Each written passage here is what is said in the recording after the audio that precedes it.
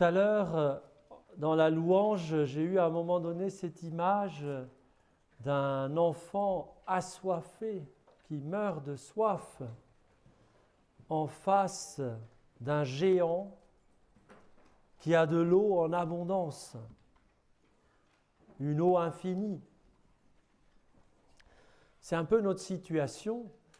Nous sommes assoiffés d'amour, nous sommes assoiffés de la bénédiction de ce Père éternel. Et le Père éternel, il a de l'amour en surabondance et il veut nous le donner. Mais il y a quelque chose qui fait que nous ne recevons pas toutes ces grâces, toute cette eau vive, tout cet Esprit Saint, tout cet amour. Il y a quelque chose qui fait que ça ne coule pas. Et au contraire, ce petit enfant, il va boire à toutes sortes de citernes fêlées, d'eau pourrie. Réfléchissez à tous ceux dont vous vous nourrissez, dont vous nourrissez votre affectivité, dont vous nourrissez votre esprit, votre cœur, quand vous voulez vous consoler. Réfléchissez à tout ce que vous faites pour compenser, pour trouver un peu de soulagement, un peu d'assouvissement, alors qu'en Dieu est toute source de toute grâce, de toute paix, de toute joie, de tout amour. Donc il y a quelque chose qui est bizarre dans cette histoire. C'est quand même bizarre. Alors soit Dieu est un Dieu monstrueux qui ne veut pas nous bénir, qui retient ses bénédictions, qui veut nous faire passer par toutes sortes d'épreuves et nous faire souffrir un maximum, et quelque part il s'en réjouit en secret, donc ça serait un Dieu horrible. Soit il y a un problème chez nous, de notre côté, quelque chose qui bloque. Soit il y a des mensonges qui nous sont instillés, qui nous empêchent de recevoir cette bénédiction du Père. Parce qu'attention, ce n'est pas notre péché en tant que tel qui empêche Dieu de nous bénir. Ce n'est pas vos imperfections en tant que telles qui empêchent Dieu de vous bénir. Parce que Dieu a vaincu le péché. Et Dieu nous a créés à partir de rien. Il sait bien que nous sommes imparfaits. Le péché, il l'a vaincu à la croix. Donc il a ce qu'il faut pour nous donner sa bénédiction. Mais il y a un père du mensonge, Satan, qui lui est venu pour tuer, pour détruire, pour voler. Il est venu pour nous voler notre liberté et pour nous asservir dans une tyrannie la pire imaginable. Il est venu pour nous voler notre identité d'enfant de Dieu, pour nous voler notre vie éternelle d'enfant de Dieu, pour nous voler l'amour et la joie que le Père nous donne. Il est venu pour détruire l'humanité, pour détruire l'œuvre de Dieu, pour détruire le royaume que Dieu construit, pour détruire la création. C'est un menteur. Et il est venu pour nous tuer. Satan désire nous tuer. Mais Dieu a vaincu Satan. Donc c'est à nous de nous placer, de nous positionner au bon endroit pour vivre sous la bénédiction du Père. Alors je vous ai remis sur le tableau un petit peu les 5 clés que vous connaissez maintenant, j'espère. Si vous ne les connaissez pas, lisez le livre de Neil Lozano, Délié. Et puis il y a un deuxième livre aussi, un tome 2. Lisez ces livres sur les 5 clés pour la libération, la délivrance, la libération de la vie spirituelle en vous et pour grandir dans cette identité d'enfant de Dieu, pour avancer et pour aider les autres à avancer. C'est d'abord pour nous et ensuite pour aider les autres. Donc il y a des obstacles. Il y a des obstacles en nous qui font qu'on n'arrive pas nous-mêmes à vivre de cette grâce de Dieu. Et parfois, nous accompagnons des personnes et nous voyons qu'il y a des obstacles qui font qu'on n'arrive pas à vivre de la grâce de Dieu. Il faut prendre conscience. Quand une personne vient vers vous, on se met maintenant dans le cas où nous aidons des personnes, nous accompagnons des personnes, mais vous pouvez le prendre pour vous-même aussi. Une personne vient vers vous avec une foi bien imparfaite en Dieu, avec une vie compliquée, avec toutes sortes de peurs, avec du désespoir, avec une fatigue énorme, un ras-le-bol, j'en peux plus, avec des rancunes, de l'amertume, avec des doutes sur Dieu. Mais est-ce qu'il vraiment il s'occupe de moi? Mais qu'est-ce qu'il fait ce Dieu? Où est-il? Pourquoi il n'agit pas? Avec peut-être de la révolte, de la rébellion. Ce Dieu tout-puissant qui nous a créés par amour, pourquoi il me fait vivre ça? Voyez? Par quel bout vous prenez? Et qu'est-ce que vous dites à cette personne? Eh bien, il y a des outils qui nous aident, des outils qui viennent de l'Évangile. C'est pour ça que j'ai mis les références bibliques à côté. Des outils qui viennent de l'Évangile pour nous préparer, pour nous disposer, pour déblayer le terrain, pour recevoir l'Esprit Saint, qui est la bénédiction du Père en personne, avec la paix, la joie, l'amour, la bonté, la bienveillance, la patience, la maîtrise de soi, tout le fruit du Saint-Esprit, la longanimité, tout le fruit du Saint-Esprit que Dieu veut voir mûrir en nous et qu'il peut faire mûrir en nous et dans la personne que nous accueillons. Donc, quelle est la première clé? La première clé, c'est la repentance. Marc 1,15, « Les temps sont accomplis, le règne de Dieu est tout proche, convertissez-vous et croyez à l'Évangile. » On pourrait dire aussi, « Repentez-vous et croyez à l'Évangile. » Métanoïété, changez de manière de voir. Repentez-vous, changez de manière de penser. Ne pensez plus comme avant. Il y a quelque chose qui est à renverser dans la manière dont le pécheur pense. L'enfant orphelin, comme il pense, il y a quelque chose à renverser. Repentez-vous. Donc souvent, quand on accueille une personne, ou quand on rencontre une personne, quand une personne vient quelque part pleurer auprès de nous ou crier au secours, eh bien la première chose vers laquelle on doit doucement essayer de conduire la personne, c'est qu'elle prenne conscience à quel point elle essaye de se débrouiller sans Dieu, à quel point elle ne compte pas sur le secours de Dieu, à quel point très concrètement elle se débrouille toute seule, avec les moyens du bord. Elle ne cherche pas à s'appuyer sur Dieu d'une manière naturelle, instinctive, continue. Bien sûr que de temps en temps, on fait appel à Dieu. Mais est-ce que là, ici et maintenant, je m'appuie sur lui? Je vis à partir de lui. Donc la repentance,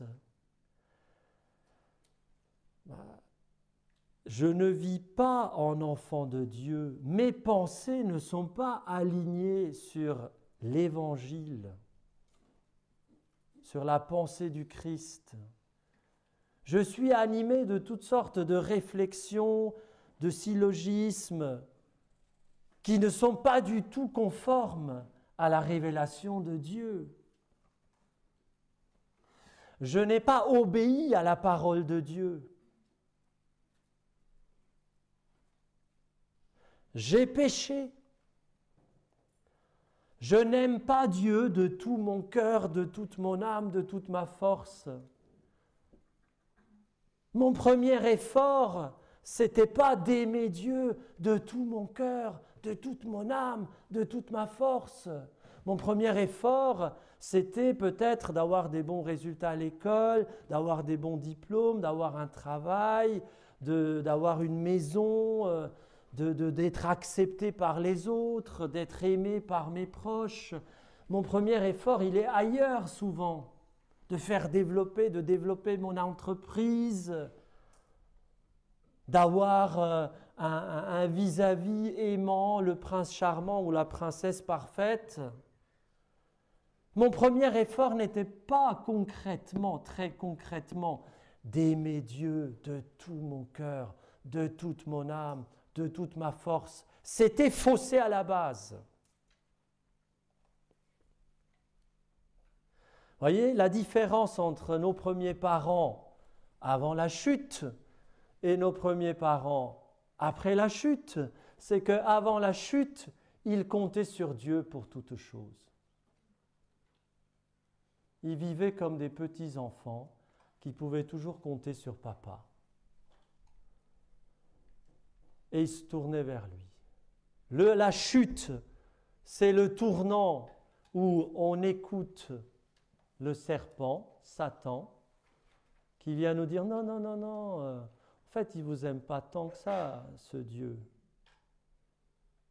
Il vous a interdit de manger de tous les arbres, n'est-ce pas? Ah non, quand même pas, juste cet arbre-là. Ah, mais parce qu'il ne veut pas que vous deveniez comme lui, le menteur. Dieu veut que nous participions à sa vie. Dieu veut que nous devenions comme lui. Mais Satan était jaloux. Et il a menti, il nous a trompés. Et il ment comme il respire, comme on dit. Il ment tous les jours. Et bien, il a dit non, non, non, non, c'est parce qu'il ne veut pas que vous deveniez comme lui, qu'il vous a interdit de manger de l'arbre de la connaissance du bien et du mal. Et on s'est fait avoir, nos premiers parents se sont fait avoir. Alors après, qu'est-ce qui se passe? Après, ils se méfient de Dieu, ils ont peur de Dieu, ils sont remplis de culpabilité, ils pensent que Dieu ne peut plus s'occuper d'eux et qu'il va falloir qu'ils se débrouillent tout seuls. Et ils sont tombés dans les pièges de Satan qui a pris du pouvoir sur eux, qui a une certaine emprise sur eux. Satan, c'est le manipulateur pervers, narcissique, XXL. C'est lui, le véritable manipulateur pervers, narcissique, c'est lui. Et il est venu pour voler, pour tuer et pour détruire.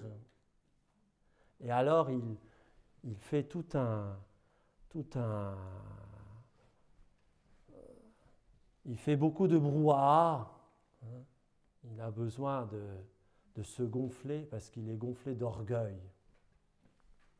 Il fait beaucoup de bruit, mais en fait, il n'a aucun pouvoir si nous sommes en Jésus. Jésus a dit sur moi, il ne peut rien. Mais alors 0,0. Il n'a aucune part en moi. Il ne peut rien sur moi. Donc ce n'est pas la peine d'essayer de s'arranger avec Satan, de faire des compromis, de dire bon bah écoute, je vais quand même pas trop l'énerver, hein. C'est pas votre ami, c'est votre ennemi qui vole, qui tue, qui détruit. C'est pas la peine d'essayer de trouver un petit arrangement avec lui. Ça n'existera pas. Soit vous allez être asservi au prince des ténèbres, soit vous êtes libre en Jésus-Christ et vous êtes enfant de Dieu.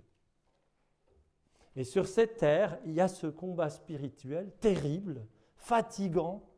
On aimerait bien que ça n'existe pas, mais c'est comme ça. Il y a ce combat spirituel de tous les jours. Et pourtant, dans l'Esprit Saint, nous pouvons déjà goûter à l'amour, la paix, la joie. Donc, première clé, la repentance. Arriver à ce que la personne comprenne qu'elle a misé un peu sur le mauvais cheval. Peut-être qu'elle a misé sur elle-même, sur ses propres forces. Parfois, il y a des personnes qui ont beaucoup de qualités naturelles, humaines, qui sont très talentueux et qui ont une bonne formation et qui finalement ne comptent que sur elles-mêmes. Alors qu'à côté, vous avez quelqu'un qui a très mal démarré sa vie, qui très vite était au bout de toutes ses forces, le fils prodigue, qui louche sur la nourriture des cochons et qui revient vers le Père de tout son cœur, qui dit « Seigneur, je suis perdu, sauve-moi, j'ai besoin d'un sauveur. » Donc première clé, je me repens parce que j'ai voulu être mon propre sauveur, ou j'ai cherché le sauveur ailleurs qu'en Jésus-Christ. J'ai cherché la sécurité ailleurs que dans mon Père céleste. J'ai cherché l'approbation ailleurs, la reconnaissance. J'ai cherché mon identité ailleurs. À qui donnez-vous le droit de vous dire ce que vous valez? À quoi ou à qui donnez-vous le droit de vous dire votre valeur? Est-ce que c'est votre salaire? Est-ce que ce sont vos diplômes? Ou d'une manière déjà plus humaine, est-ce que c'est votre papa, votre maman,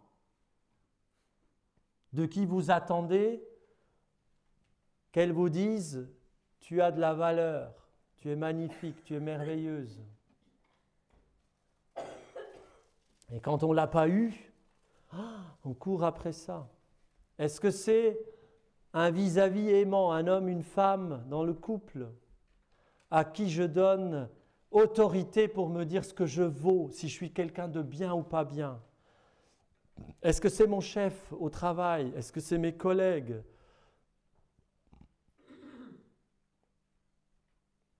Vous êtes l'esclave de celui à qui vous donnez le droit de vous dire ce que vous valez. Vous voyez, le manipulateur pervers narcissique a besoin, pour exercer son pouvoir, d'une personne qui se rend dépendante de lui et qui lui demande de dire « qu'est-ce que je vaux? Est-ce que je suis quelqu'un de bien ou est-ce que je suis quelqu'un de pas bien ?» Et si cette personne est là devant lui, il en fait ce qu'il veut. Donc, il y a une repentance à avoir aussi par rapport à cette recherche d'identité. Qui suis-je? Cette recherche de valorisation, de reconnaissance que je mène dans ce bas monde. Et je reviens à mon image du début, le petit garçon ou la petite fille qui meurt de soif dans le désert et à côté, vous avez ce géant qui a de l'eau en abondance et qui veut le lui donner. Et le petit garçon qui cherche à boire à droite, à gauche, qui boit de l'eau frelatée, de l'eau pourrie. Donc je dois me repentir d'avoir cherché mon identité, ma valeur, mon approbation ailleurs. Oui, mais les personnes, les autres m'ont beaucoup blessé. Et on arrive à la deuxième clé, le pardon. Si vous pardonnez aux hommes leurs fautes, votre Père céleste vous pardonnera aussi. Matthieu 6, 14. Mais si vous ne pardonnez pas aux hommes, votre Père non plus ne pardonnera pas vos fautes. Vous voyez, la première clé, c'est de conduire la personne à une certaine repentance, qu'elle prenne conscience de son péché. Et en résumé, on pourrait dire que notre premier péché est le péché le plus important, c'est un péché d'omission. C'est de ne pas aimer Dieu de tout notre cœur, de toute notre âme, de toute notre force. Et ça, il faut que la personne le touche un tout petit peu. Sinon, on ne pourra pas aller très loin. Il faut toucher que j'ai une responsabilité dans le fait de ne pas aimer Dieu de tout mon cœur, de toute mon âme, de toute ma force. Après, la deuxième clé, c'est le pardon. Pardonne-nous nos offenses comme nous pardonnons à ceux qui nous ont offensés. Vous voyez cette phrase assez terrible dans Notre Père. On s'adresse à Dieu le Père, on lui dit « Pardonne-moi, pardonne-nous nos offenses comme nous pardonnons à ceux qui nous ont offensés. » Et vous connaissez bien, il y a plusieurs passages dans les évangiles, je ne vous le donne pas aujourd'hui, mais il y a plusieurs passages dans les évangiles où on voit l'absolu que le Seigneur met sur le pardon, l'exigence du pardon. Alors quand vous avez une personne qui vient vers vous, qui est remplie d'amertume, de rancune, peut-être de haine, il ne suffit pas de lui dire « tu dois pardonner ». Ça ne marchera pas.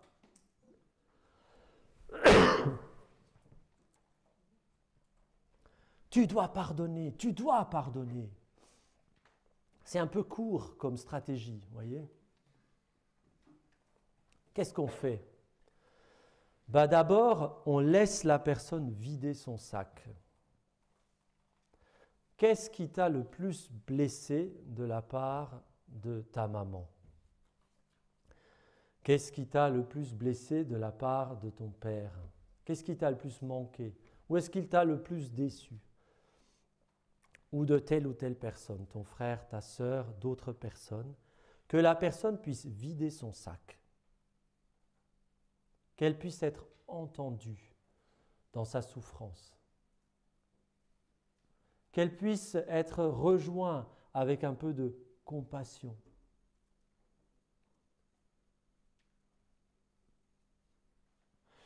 Parfois, il ne faudra pas insister, il ne faudra pas parler de pardon tout de suite. Voyez, vous avez ça dans la tête. Quelque part, vous savez que vous allez essayer de faire cheminer la personne vers un pardon. Mais vous ne lui dites pas tout de suite « pardonne, pardonne, il faut que tu pardonnes ». Voyez, c'est trop direct, c'est trop superficiel en quelque sorte. La personne ne peut pas. C'est comme si vous disiez à un déprimé « il faut que tu te réjouisses ». Sois dans la joie, ressaisis-toi, mais bouge-toi, quoi. Il ne va peut-être pas pouvoir tout de suite. Hein. C'est au-dessus de ses forces. Il ne peut pas. Donc, écoutez la personne. Laissez-la vider son sac. Et tant pis, vous allez en prendre un peu aussi. Hein. Une personne qui est en colère contre le monde entier, tôt ou tard, vous allez vous prendre quelques coups. Mais voilà, on est là pour être catalyseur de l'amour du Père, pour être un peu Jésus pour cette personne, ou que Jésus puisse se rendre présent dans cette personne. Donc écoutons.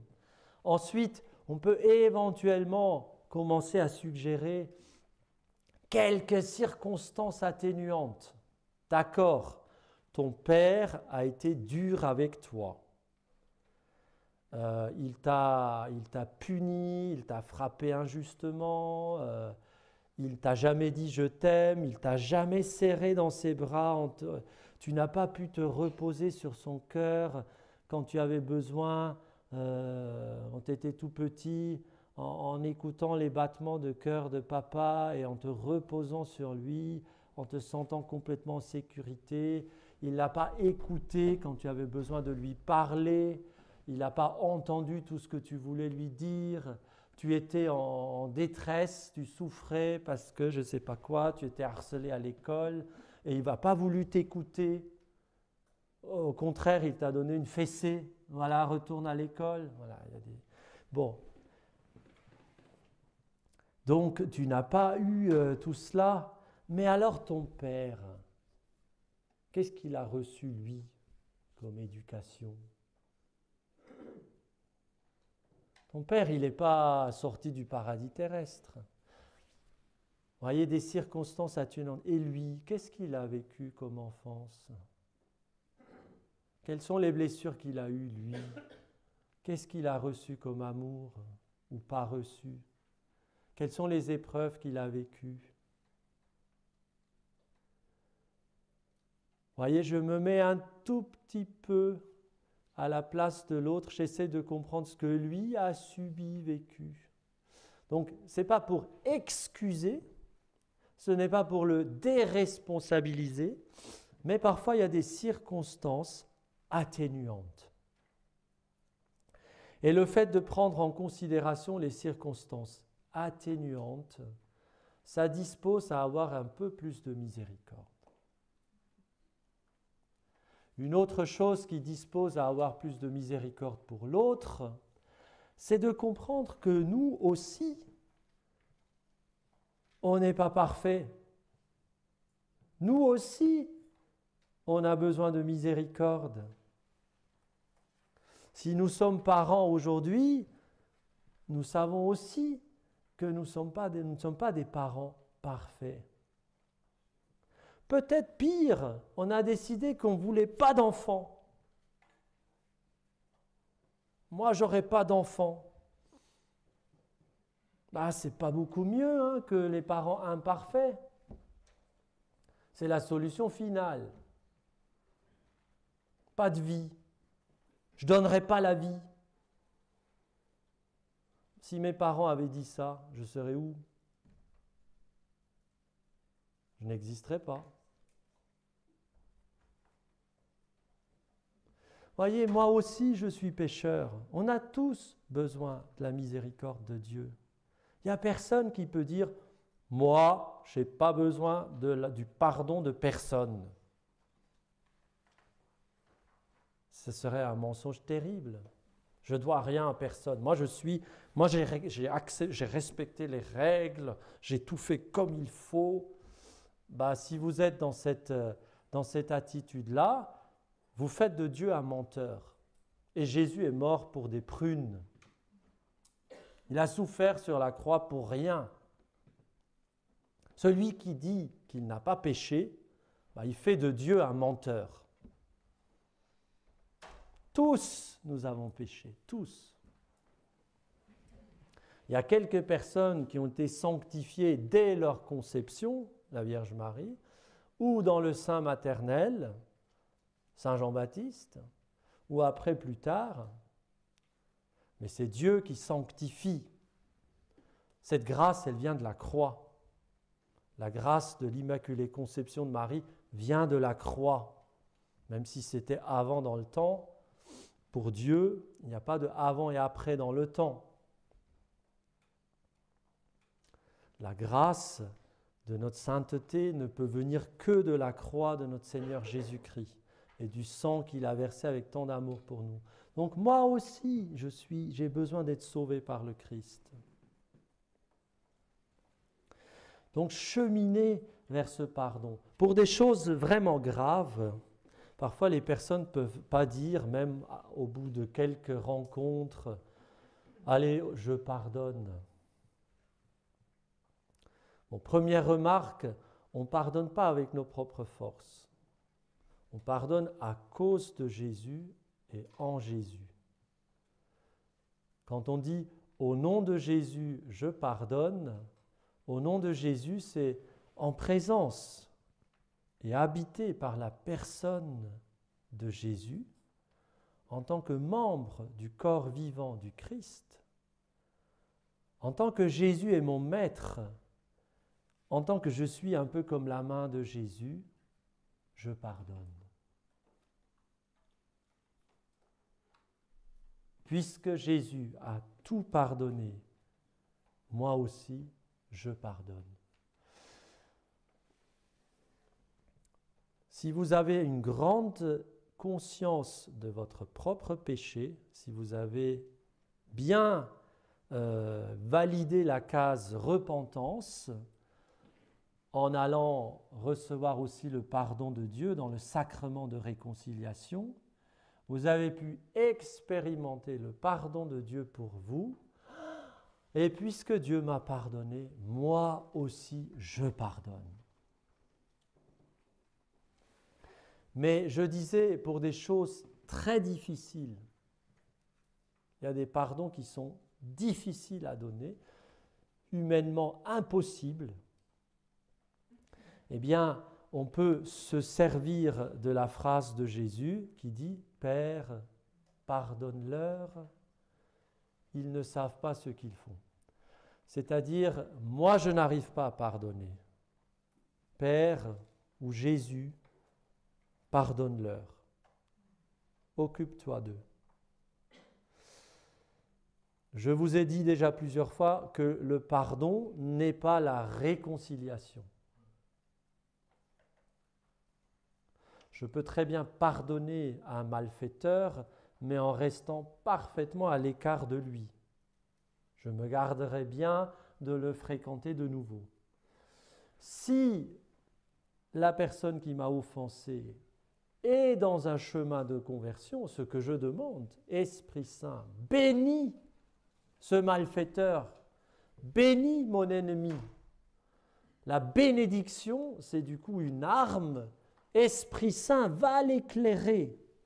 Montre-lui son incohérence, montre-lui son péché pour le conduire au repentir et à la conversion. Donc si mon agresseur, mon ennemi, ce malfaiteur est travaillé par la grâce et vient vers moi, ben là on pourra avoir une réconciliation. Mais la réconciliation dépendra aussi de cette personne-là. Donc, ça c'est important de faire comprendre aux gens que vous accompagnez. Pardonner, ça ne veut pas dire que je dois de nouveau lui ouvrir la porte, l'accueillir dans mon salon et me laisser taper dessus. Pardonner, ça veut dire j'appelle la bénédiction de Dieu sur lui, je demande à Dieu l'Esprit Saint pour cette personne pour la conduire à la conversion, à la repentance, et qu'elle soit sauvée de l'enfer, qu'elle soit sauvée de la perdition éternelle. Au contraire, qu'elle prenne conscience de son identité d'enfant de Dieu, que Dieu l'appelle à être son enfant, et qu'elle chemine. Donc, la clé principale de libération, c'est le pardon. Alors, est-ce qu'on doit pardonner à Dieu? Est-ce qu'il y a des choses qu'on a à pardonner à Dieu? Non. Dieu ne nous fait jamais du tort. Dieu est absolument parfait. On n'a rien à lui pardonner. Mais dans notre psychologie à nous, parfois, on doit lui pardonner, c'est-à-dire on doit renoncer à lui en vouloir. Et alors, dans les personnes que nous recevons, et en nous-mêmes d'abord, il faut déceler, il faut mettre dans la lumière nos déceptions vis-à-vis de Dieu. Vous vous souvenez peut-être de ce passage dans l'Ancien Testament où le peuple murmure contre Moïse. Dans le Deutéronome, le peuple murmure contre Moïse.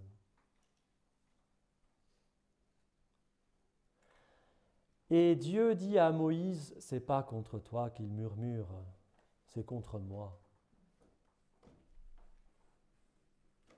C'est pas à toi qu'ils en veulent, c'est à moi. Alors méfiez-vous, quand vous vous plaignez, quand vous murmurez, quand vous avez de la rancune, de la haine contre, on dit bien contre Dieu et le monde. Il y a dans notre cœur une part, une semence depuis le péché originel de rébellion contre Dieu, de révolte contre Dieu, de haine de Dieu, de méfiance vis-à-vis de Dieu, de peur de Dieu. Il y a ça dans notre cœur. Il faut le déceler. Alors évidemment, en tant que chrétien, en tant que personne qui prie, je ne vais pas me laisser déterminer par cela. Mais si vous voulez faire un vrai nettoyage, il faut prendre conscience de cela et s'en repentir. Parce que Dieu nous met des tas d'interdits. Les 10 commandements, Il y a de l'interdit. Et le menteur, qu'est-ce qu'il nous dit? Ah, si tu faisais ça, si tu couchais avec ton voisin, là, ça serait le bonheur parfait. Des mensonges, des stupidités. Si tu vivais ta sexualité n'importe comment, ça serait le bonheur. Si tu avais la belle voiture de ton voisin, là, tu serais heureuse. Si tu pouvais faire les voyages que fait ta belle-sœur, là, tu serais dans le bonheur. Donc il y a quelqu'un qui nous ment en continuité pour nous remonter contre le Père éternel, pour créer en nous du ressentiment négatif contre ce Dieu. Du coup, on ne va pas tellement vers lui, on n'a pas envie de se jeter dans ses bras. On peut aussi avoir peur de lui parce qu'on pense que c'est un juge. Donc, au niveau du pardon, par rapport à la bénédiction du Père, j'ai déjà parlé un tout petit peu de notre Père terrestre. Notre Père terrestre, normalement, ça devrait être comme une échelle. Notre Papa terrestre, pour l'enfant, c'est un peu comme une échelle qui le conduit au Père céleste, qui lui montre le chemin du cœur du Père céleste, comme un sacrement du Père céleste. Alors, selon les déficiences qu'il a, mon Père terrestre, il y a des barres qui manquent dans l'échelle. Et s'il y a trop de barres qui manquent, il faut être acrobate pour monter. Là, ça demande un diplôme de cirque pour arriver à monter vers le Père céleste. Ça devient impossible. Si c'est tellement déficieux que les barres de l'échelle sont démontées et c'est devenu un bâton pour me taper, c'est plus une échelle. Alors qu'est-ce qu'on fait? Comment je monte vers notre Père céleste? Comment je découvre mon Père céleste? Vous voyez, c'était la question de Philippe à Jésus. Montre-nous le Père, et cela nous suffit, dit l'apôtre Philippe à Jésus. Montre-nous le Père. Et Jésus répond, Philippe, qui me voit, voit le Père. Moi et le Père, nous sommes un. Je suis venu précisément pour vous révéler le Père. Pour que le Père devienne visible, tangible. Et qu'est-ce qu'on en a fait du Père? On l'a rejeté, on l'a crucifié. C'est Jésus qui a été crucifié, mais il est un avec le Père. Donc, dans cette logique-là, nous, d'abord, bien sûr, on doit recevoir la personne de Jésus qui est l'image parfaite du Père. Un amour inconditionnel, gratuit, qui crée en nous la bonté, qui nous bonifie. Il ne nous aime pas parce que nous sommes bons et parfaits. C'est parce qu'il nous aime que nous devenons meilleurs, que nous devenons bons, que nous devenons parfaits. C'est son amour qui nous rend bons et parfaits. C'est un amour créateur. C'est un amour divin. Les humains, ils aiment d'un amour commerçant presque. Je t'aime parce que tu as été bon pour moi. Et si tu n'es plus bon pour moi, je ne t'aime plus. À ce prix-là, les amours, la plupart du temps, les amitiés, les liens humains avortent la plupart du temps. Parce que tôt ou tard, il y en a l'un ou l'autre qui se sent lésé et puis ça avorte. Dieu nous aime d'une manière inconditionnelle et irrévocable. Et Jésus nous a prouvé cela. Donc, premier pas, déjà recevoir cet amour jour après jour pour soi-même. Mais là, puisque j'accueille mon frère, ma sœur, j'essaie de devenir image, de rendre visible cet amour du Père. Dans un cadre, c'est-à-dire ce n'est pas de l'amour humain, je ne suis pas là pour consoler mon frère, ma sœur d'une manière humaine, je suis là pour être canal de l'amour de Dieu pour lui. Donc attention, quand on prie pour quelqu'un, on n'est pas en train de le cajoler, de lui dire ça ira, tu sais je t'aime, tout ira bien. C'est pas ça.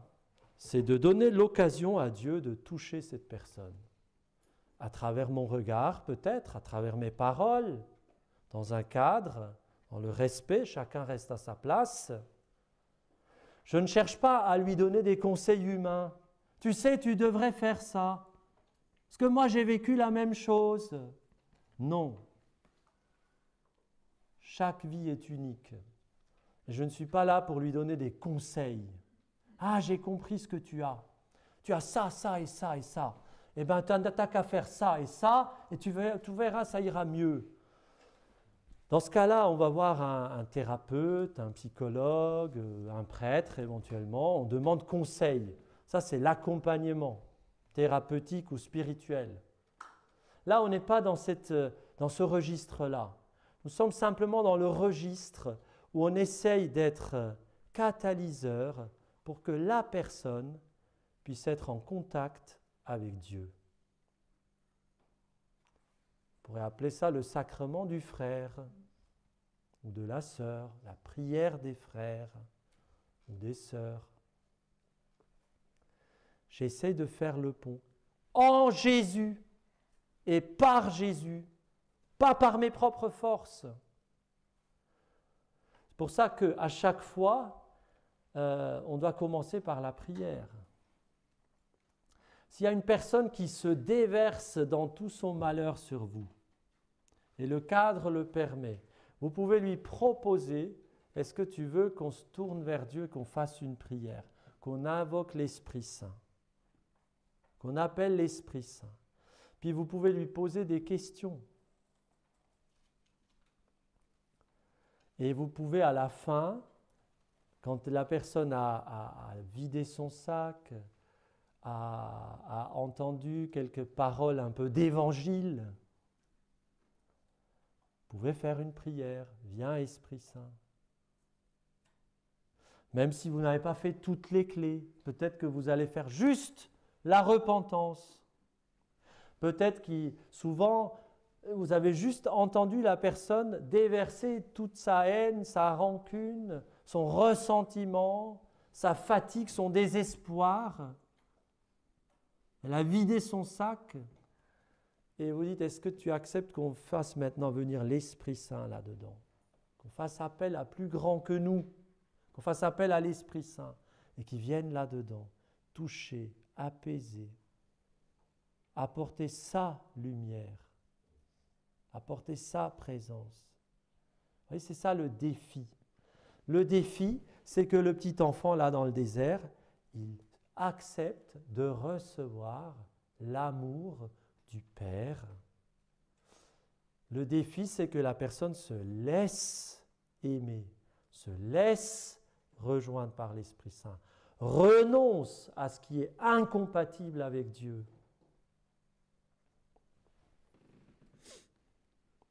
Et donc la troisième clé, c'est justement la renonciation.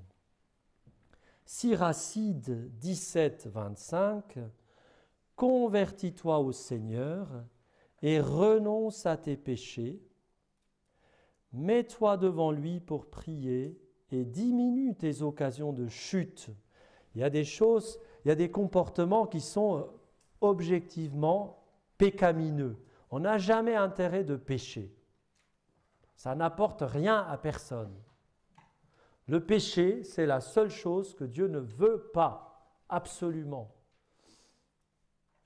Il veut que nous soyons libres, du coup, il y a la possibilité de pécher. Mais il y a des comportements qui nous pourrissent la vie. Et tant qu'on ne renonce pas à ces comportements, notre vie sera une vie pourrie.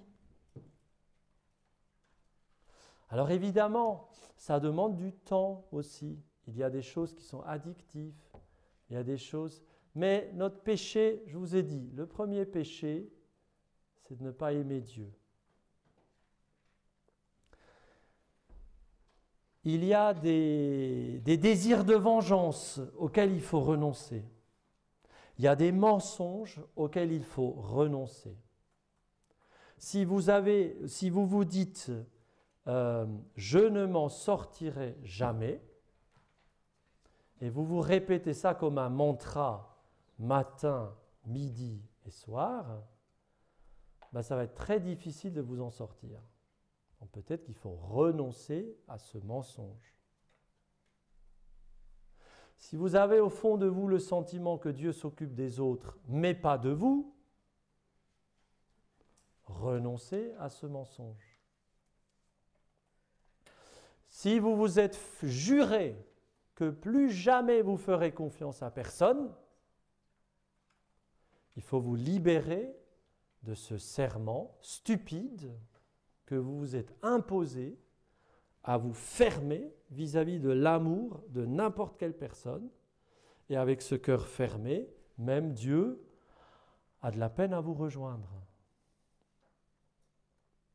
Donc, il y a des choses auxquelles nous devons renoncer.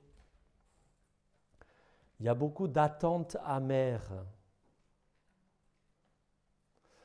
Les attentes amères, c'est que les personnes finiront par me rejeter. On ne veut pas de moi ici. Attente amère de rejet. De toute façon, si je m'attache à quelqu'un, il finira par m'abandonner.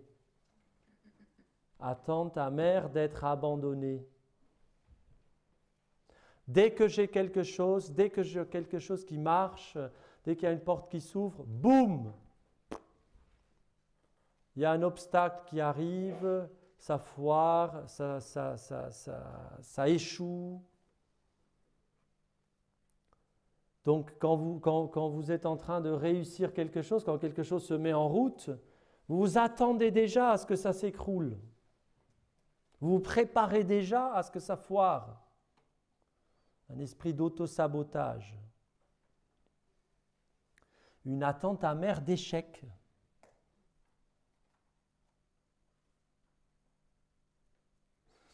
Il y a des pensées qui sont des pensées de désespoir.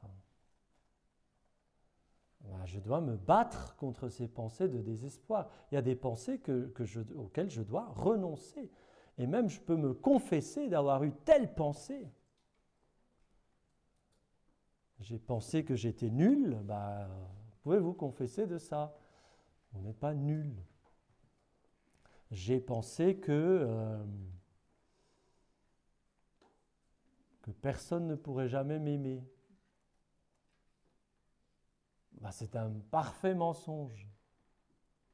Dieu vous aime infiniment et vous êtes parfaitement aimable.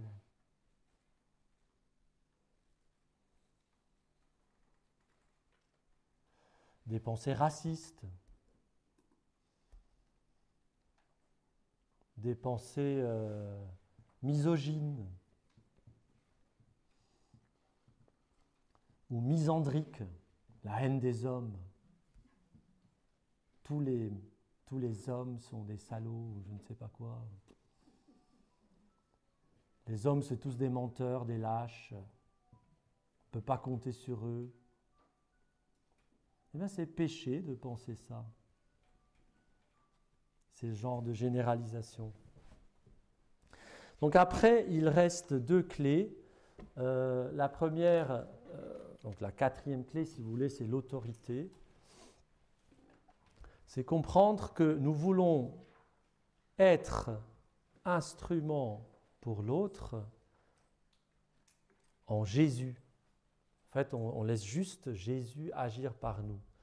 Donc, si notre intelligence est remplie de l'évangile du Christ, si notre cœur est rempli du Saint-Esprit, si nous voulons être instruments de Dieu pour notre frère, notre sœur, Jésus peut passer, il peut faire des merveilles.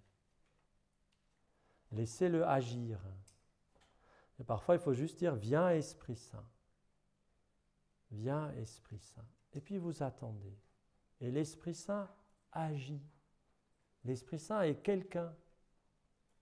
Il faut lui donner de la place. Si vous prenez toute la place avec votre savoir, avec votre petite personne, avec vos conseils, l'Esprit Saint, il est relégué à la salle d'attente.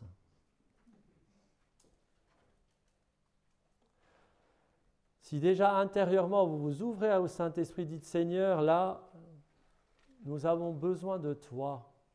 Donc on aide la personne à prendre conscience de cela. Nous avons besoin de toi, Seigneur. C'est à toi que nous faisons appel. Viens et agis. Eh bien, c'est au nom de Jésus, dans la personne du Fils unique de Dieu, Jésus-Christ, que nous pouvons faire appel à l'Esprit Saint, que nous avons autorité pour faire venir l'Esprit Saint.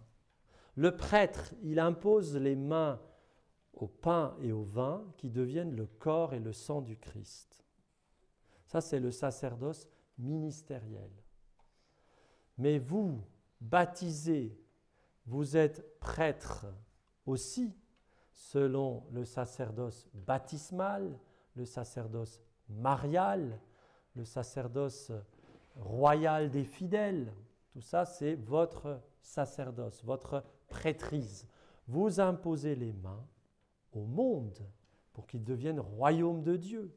Vous imposez les mains à votre frère, votre sœur, pour qu'elle devienne enfant de Dieu. Ça passe par les sacrements, oui, mais vous savez bien que ce n'est pas automatique.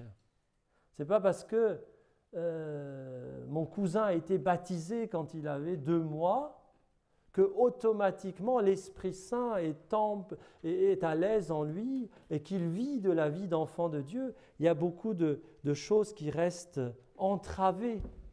On parle d'un sacrement qui est reçu, avec la grâce baptismale reçue, mais il y a des entraves. On parlait de tous ces obstacles.